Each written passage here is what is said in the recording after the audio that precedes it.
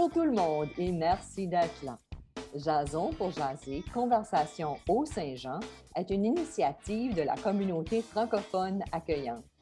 Mon nom est René Morel et j'ai le plaisir d'accueillir Antoine Sirois et Nicolas Pelletier, des élèves de la classe de français de 11e année de Mme France Bourgoin à la Cité des Jeunes A.M. Sormani d'Edmundston. Bonjour Antoine. Bonjour. Et bonjour Nicolas. Bonjour. Alors, Nicolas et Antoine ont travaillé sur un projet portant sur la diversité culturelle. C'est un projet qui a été financé en partie par la communauté francophone accueillante. Alors, Antoine, parle-moi un petit peu de l'idée du projet et juste grosso modo, comment ça a commencé, cette idée-là.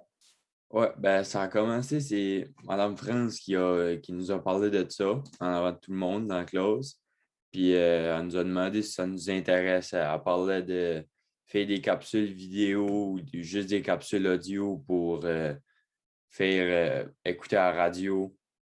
Puis peut-être que les nouveaux arrivants vont entendre ça puis ils vont savoir. Tu sais, nous autres, on parlait un peu des services qu'il y avait pour les aider. Ça a changé, puis là, on était rendu à parler d'un pays différent de chacune des équipes. Puis là, ben, c'est ça que ça a donné. On a fait des capsules audio, puis on parlait de ça.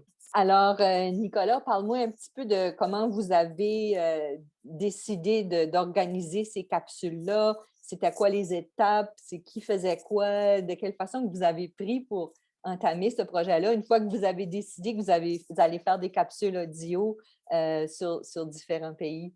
Ben, on se plaçait par groupe de 3 ou 4. Là. On avait chacun un pays qu'on avait choisi. Puis, je ne sais pas comment exactement les autres équipes sont organisées, mais d'après moi, c'était un peu du semblable. Là. Il y en avait qui faisaient les recherches. Puis, par après, il y en a un qui transcrivait ça sur texte pour faire le texte, passer à la radio. Puis, par après, il y en avait un qui était choisi pour parler en radio. Ça fait qu'on avait chacun, si tu veux, nos spécialités, puis on se donnait les tâches selon chacun. Et toi, ton rôle, c'était quoi, Nicolas? Moi, j'ai pas mal écrit puis parlé. Là. Les autres, ils aimaient un peu moins parler, ça fait que moi, ça me dérangeait pas. Et puis toi, Antoine, c'était quoi ton rôle dans ton équipe? Vous n'étiez pas dans la même équipe, hein, c'est ça? Non, on n'était pas dans la même équipe. Puis moi, c'est pas mal ça que j'ai fait. J'ai écrit le script, puis ma voix est dans une des capsules. Parce qu'on a des capsules qui touchent à différents pays. Vous en avez fait un sur l'Algérie, la France, la Thaïlande, la Chine, l'Australie, Haïti, Maroc, Vietnam. Qu'est-ce qui a déterminé quel pays vous allez choisir? Mme France nous a demandé quel pays qu'on voulait prendre, puis on prenait lui qui semblait le plus intéressant pour nous. C'est comme ça qu'on a décidé. C'est tout selon les pays qu'on avait à Cité des Jeunes, à cause qu'on a aussi des nouveaux arrivants ici puis dans la région. Ça fait que la liste se fait par rapport aux nouveaux arrivants qu'on a par ici. C'est pas juste des pays au hasard. Vous avez combien de pays représentés dans votre école? On a une douzaine de pays représentés à l'école. Alors, on va écouter deux capsules. Premièrement, celle de la France. Saviez-vous que la journée de la fête nationale de la France est célébrée le 14 juillet pour commémorer la prise de la Bastille, prison royale de Paris, le 14 juillet 1989? Saviez-vous qu'il est aussi illégal d'appeler votre cochon Napoléon en France? Vous vous demandez sûrement pourquoi. Pour ne pas nuire à l'image de l'empereur Napoléon Bonaparte, car le cochon est associé à la ferme et aux déchets. Pour conclure, saviez-vous aussi que la cuisine française est reconnue mondialement? Sur ce, nous tenons à remercier chacun d'entre vous pour votre ouverture d'esprit et merci aux nouveaux arrivants pour votre contribution à l'épanouissement de notre communauté. CFAI, la voix d'une communauté. Une réalisation des élèves de la Cité des Jeunes A.M. Sormani en collaboration avec la communauté francophone accueillante du Haut-Saint-Jean. Alors, Antoine, la radio communautaire est mentionnée à la fin de la capsule. Au niveau technique, comment vous avez arrangé pour faire ces capsules-là? C'est M. Alain, qui est aussi mon père. Et c'est l'agent communautaire de votre école. Ouais. Puis on a un poste de radio, fait parler les étudiants au début à chaque matin. On parle des nouvelles, puis qu'est-ce qui va se passer prochainement à l'école. Et on pouvait enregistrer là. Fait qu'on a été une personne à la fois, une personne par équipe. On a été enregistrer les capsules là. Puis le montage a été fait avec la radio communautaire CFAI. Oui, c'est ça. Et puis, l'autre capsule qu'on va écouter, c'est celle de l'Algérie. On va écouter ça à l'instant.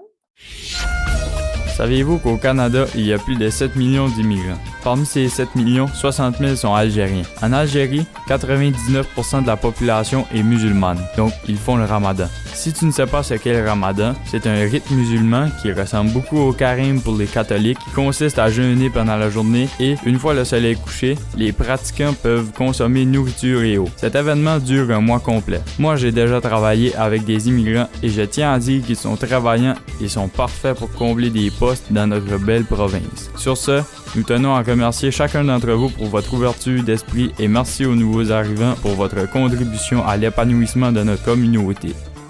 CFAI, la voix d'une communauté. Une réalisation des élèves de la Cité des jeunes A.M. Sormani d'Edmundston en collaboration avec la communauté francophone accueillante du Haut-Saint-Jean. Alors, Antoine, c'est ta voix qu'on entend. Oui. Comment tu as trouvé cette expérience-là? J'ai assez aimé ça. J'étais quand même à l'aise. Je ne sais pas si parce que c'était mon père qui était en avant de moi, mais il m'a aidé. J'avais écrit le texte, puis lui, une fois qu'on lisait le script au complet, il disait « Ah, ça serait peut-être mieux. » Fait que là, on faisait tout ça, on effaçait, on retranscrivait, puis ça a fini par marcher à la fin. Donc, il a joué un peu le rôle de réalisateur dans le... Ouais. Et toi, Nicolas, est-ce que tu as rencontré des défis ou est-ce qu'il y a eu des surprises, des choses que tu as appris durant le processus? Toi, on entend ta voix sur une autre des capsules, celle du Maroc, je crois. Oui, c'est du Maroc. Moi, pas vraiment. J'ai déjà été habitué à faire ça à petite école. À l'école, ce que j'allais avant, on a une capsule radio, puis tout comme... On est un peu habitué avec ça. Ça fait écrire le texte pour ça, puis parler à la radio, c'est quoi j'avais déjà fait. J'étais commencé dans mon élément. Qu'est-ce qui t'interpelle dans ce type de projet-là comme pour l'apprentissage? C'est certain qu'on a appris des affaires sur les pays tels quels qu'on avait choisis. Ce qui était le plus intéressant pour moi, c'est vraiment sur les nouveaux arrivants quand ils arrivent ici. Tout ce qu'il faut qu'ils passent par, tout ce qu'ils vivent dans une nouvelle communauté, une nouvelle langue. On ne se rend pas vraiment compte de tout ça, mais c'est assez des gros changements pour eux autres. Puis ça, vraiment, c'est, je pense, la meilleure apprentissage que j'ai eu là-dedans, pouvoir comprendre comment est-ce que les autres filent. Antoine, toi, est-ce que tu dirais que ton école ou la communauté est accueillante envers les nouveaux arrivants? Je dirais que oui. Il y a des personnes qui sont assez ouvertes d'esprit et s'ils voient qu'il y a une personne qui se sent pas trop bien, qui se sent pas trop à l'aise, ils vont l'approcher, ils vont la rassurer puis lui parler comme on parlera à n'importe qui. C'était quand la première fois, toi, que tu as vécu l'expérience d'avoir quelqu'un d'un autre pays dans ta classe? Moi, c'était pas vraiment à l'école, c'était plus au travail. Moi, je travaille au McDonald's. Là. C'était Mohamed qui s'appelait. Il venait du Maroc, puis il travaillait fort, il était drôle, il faisait plein d'affaires. Moi, je riais. Puis il y a tout le temps d'autres immigrants, il y a tout le temps d'autres nouveaux arrivants qui arrivent puis qui viennent travailler au McDo. Comme tout de suite, il doit y en avoir comme 5 ou 6, là, je dirais, qui viennent de d'autres pays. Puis il y en a un qui m'a fait rire. Là. Il a dit, il vient du Cameroun, en Afrique, puis là-bas, il faisait comme 35-30 en moyenne à chaque jour. Il est arrivé au Canada au mois de janvier, puis lui, il ne savait pas vraiment que c'était Fred demain. Il est arrivé, il était en culotte courte, en chandail court, à Montréal. Oui. Donc ça, c'était un choc culturel que lui a vécu ou un choc météorologique, disons. Et toi, Nicolas, est-ce que tu as une anecdote par rapport à la première fois que tu as eu un nouvel arrivant ou un élève international?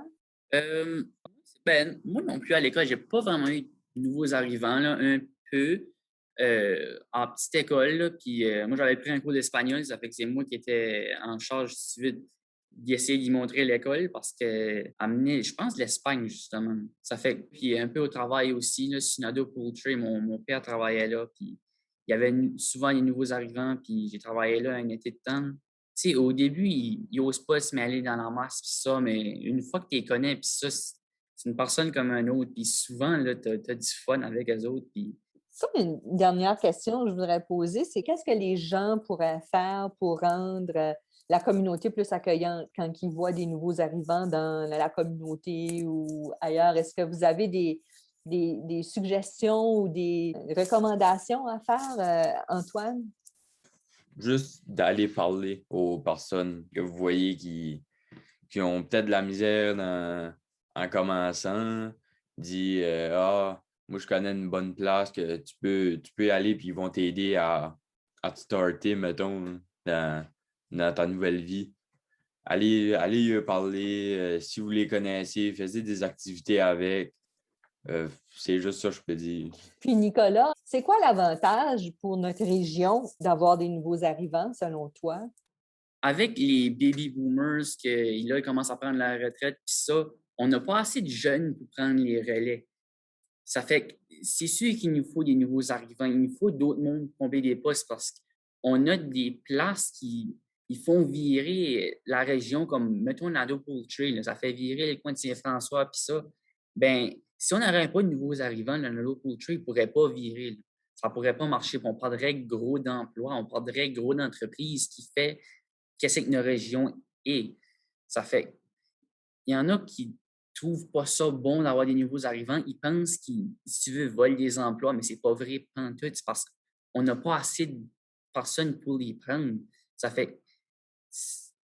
On devrait vraiment être reconnaissant envers eux autres. Ils viennent nous aider. Puis... C'est juste, ça faisait tellement longtemps que notre région était homogène. C'est ça. Alors, tu sais, là, est-ce qu'il y a quelque chose que vous voulez ajouter avant qu'on termine notre petite jasette aujourd'hui, Antoine? Il y a quelque chose que tu veux rajouter? Juste merci pour cette belle opportunité de jaser avec vous.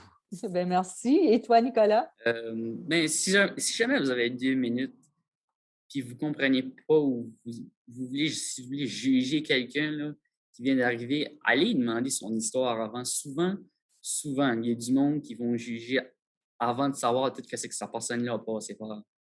Ben, c'est un très bon conseil. Merci beaucoup, Antoine, et merci beaucoup, Nicolas.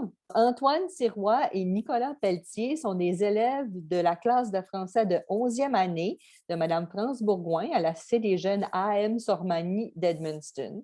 Les liens pour écouter les capsules d'information de leur projet portant sur la diversité culturelle se trouvent dans la description de l'épisode. Et merci à vous, chers auditeurs et auditrices, d'avoir été des nôtres. Je vous invite à vous abonner à notre chaîne et ne pas oublier de cliquer sur l'icône notification pour ne pas manquer nos prochains épisodes. Et n'hésitez pas à partager dans vos réseaux. Cette émission est une réalisation de la communauté francophone accueillante qui regroupe la ville d'Edmundston, la communauté rurale du Haut-Madawaska et la Première Nation Malécite du Madawaska dans le nord-ouest de la province du Nouveau-Brunswick. Ce projet est rendu possible grâce au financement du ministère de l'Immigration, Réfugiés et Citoyenneté Canada. Tout droit réservé en cette année 2021. Merci et à la prochaine.